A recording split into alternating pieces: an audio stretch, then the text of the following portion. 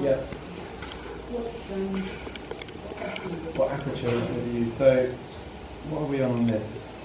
So this was shot at... And how acceptable would that be if you're to... So if I was doing that for a client, it depends on who the client is, but for sort of magazine or editorial, they would ask if they had one that's the main, my eye leads straight into the middle of that would be in focus. But that's at f4, and you've got like the back of the board here right to sort of the middle of the front is all in focus. So if we went to f7.1 or f8, like everything would be fine. But the only problem you then start to have is your background becomes more in focus as well. So a way around that is if you had to get everything in focus, there's two ways of doing it. One is focus stacking, which is a series of focal points and then you blend it all together, which I've never done, I think it takes too long.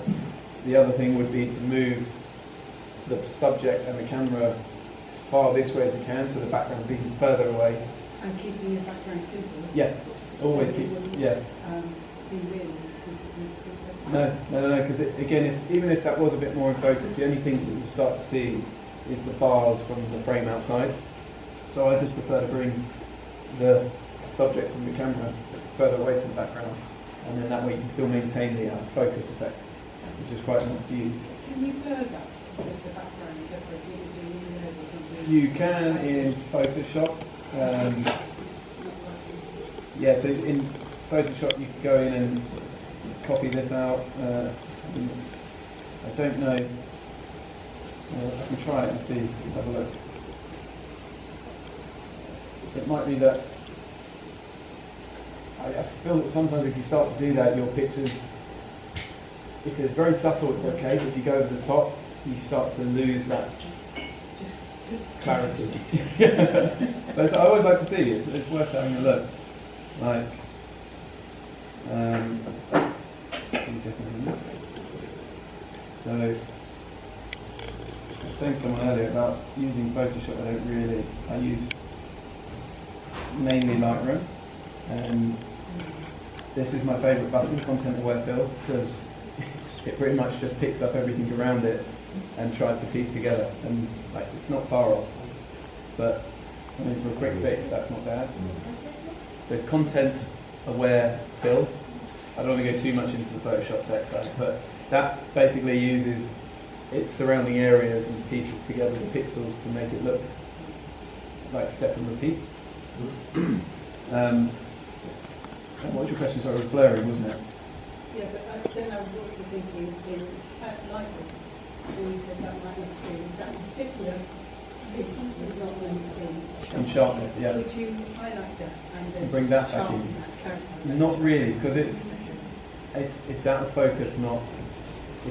Yeah. Ideally, you'd want to reshoot it, especially if you're tethering to the computer. You can see that right there and then. And things always look great when you're looking down the lens, and then you get back to the computer, plug it in, and everything looks slightly different.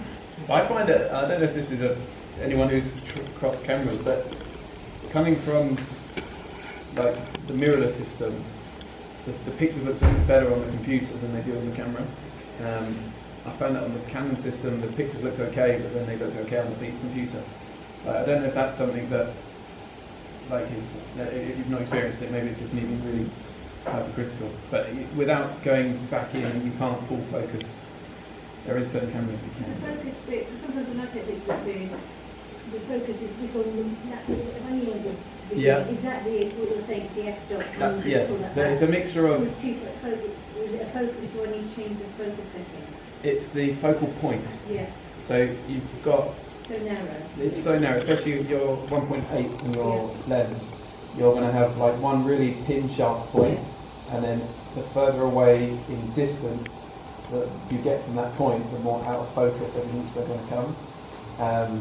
You could spot focus it, Yeah. But then that focus is still really, sometimes, I think, well, that's annoying. You've got one pin sharp. Yeah. The whole, why can't I get the whole only a slice of the plane is in That's focus. Yeah. You can get an app on your phone that will tell you the exact distance you can be. So, but really that's just me changing the aperture, is that what you're saying? Yes. Yeah. It's making All your it. distance. Yeah. One or the other. It's like a battle. If you're doing a flat lay, If you see on this one. Yeah. Well, in a flat lay, you really want it all to be in place. Yeah. Well, ideally yes, because you've not got much depth, because Yeah. it's, you know, that far But from. sometimes that basil would be in focus and the rest Yeah. wouldn't. But that's- so we're in this at, what was our settings on this one? So this is 5.6, and you can still see, like, basil's in focus. That's quite a good crop.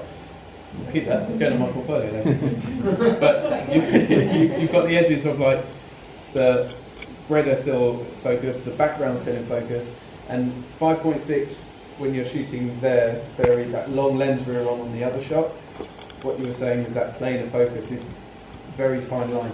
That's why prime lenses are very good to a point, but if you're shooting things that need a lot of things in focus, you need to be careful that you don't drop off the focus and people, Yeah. like you were saying earlier about the group shot you were doing, like a group shot at 1.8 on a, it's not a pretty situation. Do you use the leather liner with the 55 to 200 Yeah. different lens? Yeah, again, Or you just would get into it? I'll take it. I'll stay away from that group shot. Yeah. But no, if you're doing something where on a wider lens, you still would need to be mindful of your aperture Yeah. to make sure that that is Right. playing a good part. So that's pretty much where I would take it. I wouldn't go further away from that. I try to keep my images wider so they can crop if needs be, so they can get like a. Sometimes for Uber they like to do multiple crops out of one image. So the main one is the 1x1 square, which is not that. It is anywhere in that frame. And comfortably, I can say they can quite easily come in on that as well and come like something similar to what we were saying earlier. The other one is like the Facebook banners and Twitter banners, which I think is similar to like a 16:9.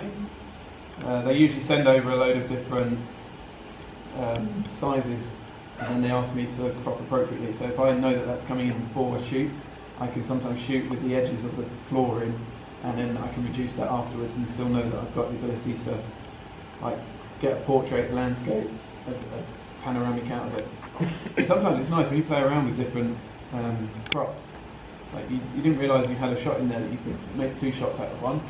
So it's just really being able to sort of take things at face value, making sure that you know that like you're good at what you do. I can still develop a nice set of pictures